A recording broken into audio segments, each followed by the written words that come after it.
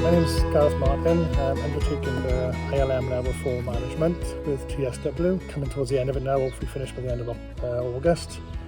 So this is my time and this is the project that I've chosen for one of the assignments for evidence to go forward, and enjoyed it. I work on a project inspired to achieve and inspired to work. So it's working with young people at risk of becoming NEET in school, and young people who are already NEET who want to engage in employment or training. So my part of my job is supporting them groups and one-to-one, and also organising sort of training. So if you've got young people who want to go into construction, need a CSCS card, I'll organise training in health and safety, and then give them a bit of revision before they sit the CSCS card and buy the CSCS card so they can work on building sites.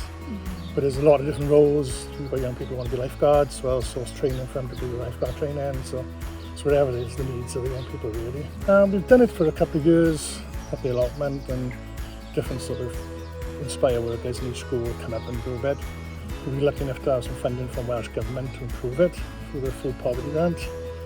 So just give us the funding to improve it and put more beds in, and then the potty tunnel will go up. And just give us more scope to work with more people.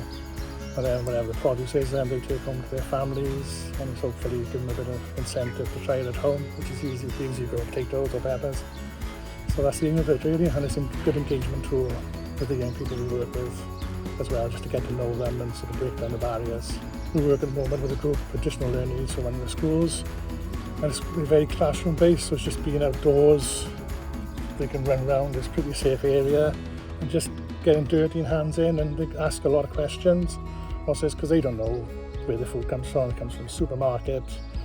They don't see the chain and how it's grown and what's needed for it to grow. So it's just, they just get a lot out of it. And it's good selection really.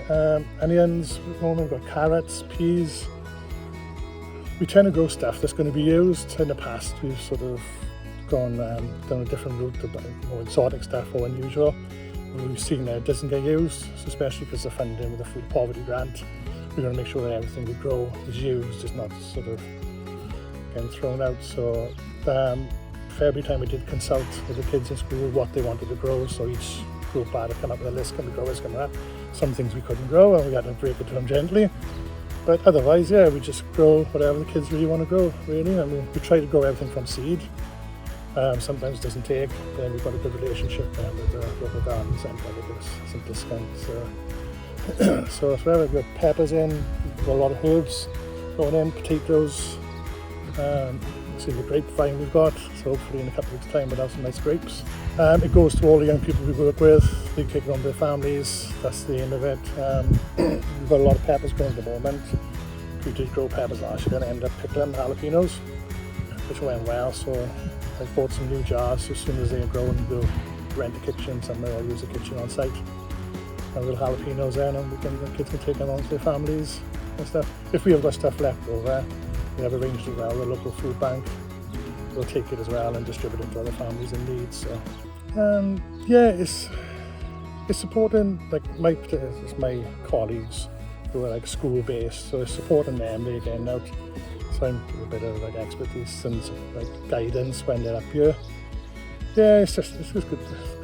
Well-being, just getting out and seeing different kids. I probably work with the older ones who are more intent on working or training, but the young ones up here, it's just great to spend time with them, year 7s and 8s, and I don't think their parents are happy when they go back dirty and muddy back to school and back home, but it's just nice, and just a nice environment, and there's no pressure on the kids to do this, do that. They ask them what you want to do, and then they do what they want to do really.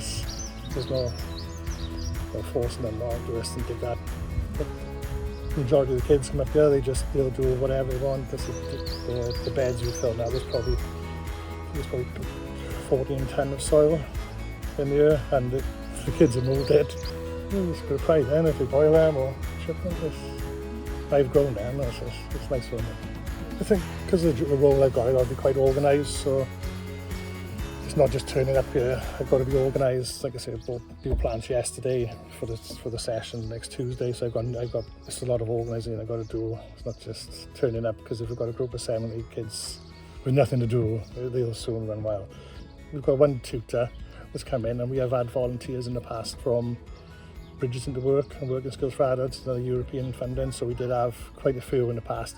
Since COVID, they just haven't got that sort of participant. But yeah, we had one tutor, she did a degree in horticulture, she was amazing. Well, not tutor, it's a volunteer. And she was really good. So she knew so much, I picked up so much off her, and she was an ex-teacher as well. So she was great with the kids. But I think from COVID now, and she's finished with the project she was on, she found employment. So yeah, but we do take volunteers as soon as they come up, really. Yeah, so the group up here is probably 40 or 50 members. We've got like a WhatsApp group. It's very sharing, or I've got some plans, do anybody want these plans? So they are good. So it's very sociable up here. They're up here most evenings.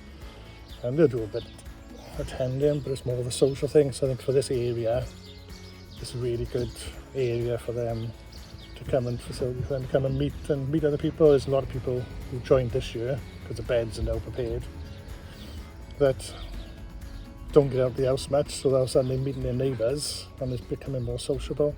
Yeah, I think volunteering is the benefits of volunteering is you could pick up skills and knowledge yourself.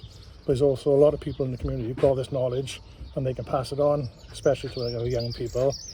And to me, as I've picked up a lot from the volunteer we had. Yeah, it just gives you a purpose. If we've spent a lot of time in your house the last couple of years, if we've got something planned and something organised that you can go to and share your knowledge and meet other people, I think it's a good way. And we use this a lot as well for our young people. There's a lot of young people at the moment work with anxiety issues, again, because they've been locked up. So it's good to get them out. They meet in other young people or adults, and then we can look at other voluntary organisations in the area then. I think a volunteer with other people and hopefully lead to employment, but it's just getting back out, meeting people and working alongside people, just give them a bit of confidence, and then hopefully the ones we work with will find employment.